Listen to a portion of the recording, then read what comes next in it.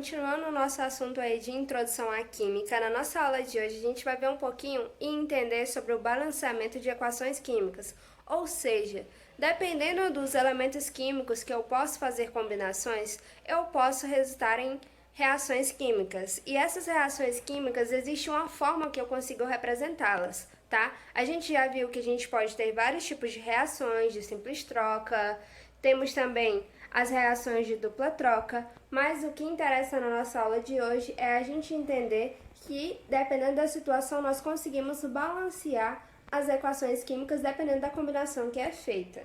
Então, é isso que a gente vai entender na aula de hoje. Vamos lá? Então, pessoal, nessa revisão um pouco sobre as reações químicas que a gente estudou um pouco na aula passada, a gente vai ver que, quando a gente fala de uma determinada reação química, ela pode ser representada através de vários tipos de equações. Então, a gente consegue verificar na equação quais são os números de átomos envolvidos e quais são os elementos envolvidos também em uma determinada reação.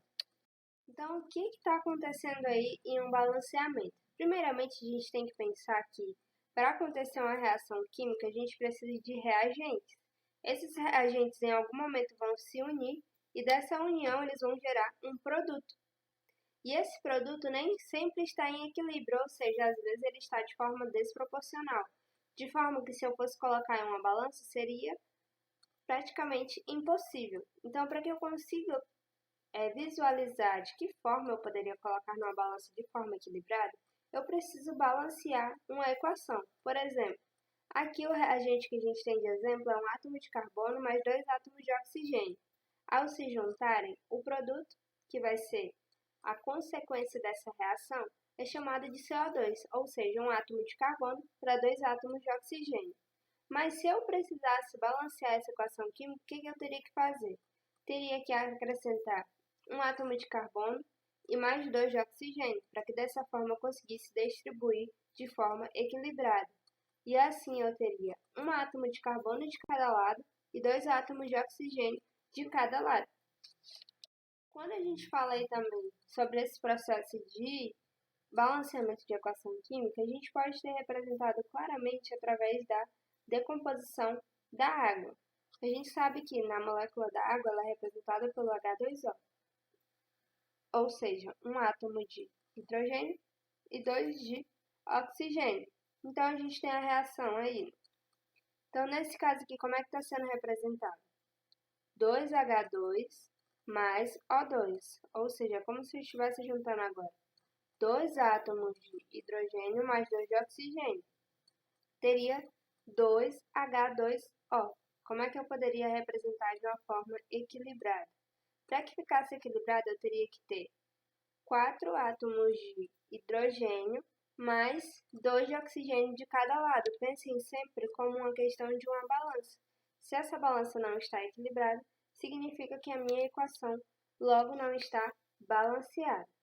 Um outro exemplo que pode acontecer bastante e que é bastante caso de dúvida é o que acontece, por exemplo, quando a água oxigenada ela faz espuma ao entrar em contato com algum machucado. Aqui vocês podem ver um experimento feito, a água oxigenada em decomposição em velocidade moderada, ou seja, acontecendo normalmente. E depois, o que acontece se eu colocar nessa água oxigenada dióxido de manganês? O que vai acontecer?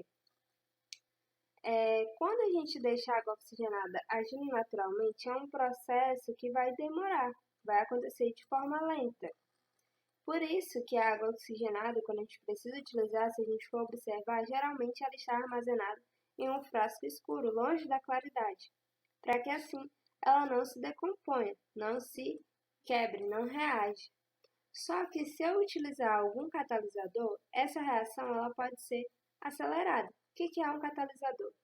É uma substância que vai diminuir a energia de ativação de uma energia química. E se ele diminuir a energia de ativação, o que acontece? Ela vai se processar de forma mais rápida. Então, o catalisador ele só aumenta a velocidade da reação, mas não participa necessariamente dela como um produto. Lembre-se sempre, a gente tem um reagente, desse reagente, se sofrer catalase, a gente tem um produto. Então, o que acontece no exemplo típico aí da água oxigenada misturada com o dióxido de manganês. O que acontece é que existe uma enzima chamada de catalase, que ela está presente em nosso sangue, e assim, quando a gente adiciona água oxigenada em algum ferimento, essa enzima ela começa a funcionar como uma espécie de catalisadora da reação de decomposição da água oxigenada, ou seja, vai começar a aumentar a sua velocidade. É o que acontece com o dióxido de manganês. Ele vai acelerar o processo de quebra da água oxigenada. E se aumenta a velocidade, de que forma que a gente sabe que a água oxigenada está reagindo? Graças à efervescência que está sendo produzida, porque o volume de bolhas de oxigênio vai ser muito maior. A mesma coisa acontece se você observar a reação da água oxigenada junto à amônia, que eu usei para descolorir os pelos, por exemplo. Percebe-se que, se você deixá-la de forma isolada, certamente não irá acontecer nada. Mas quando você mistura para fazer o processo de descolorimento, você vai perceber que ela vai começar a formar uma espuma e você deve até colocar num vaso que tenha um certo espaço, porque ela vai começar a crescer, ou seja, a catalase vai ser tão eficaz para acelerar esse processo de reação que vai gerar um produto, que é o que acontece quando a gente junta amoníaco com água oxigenada.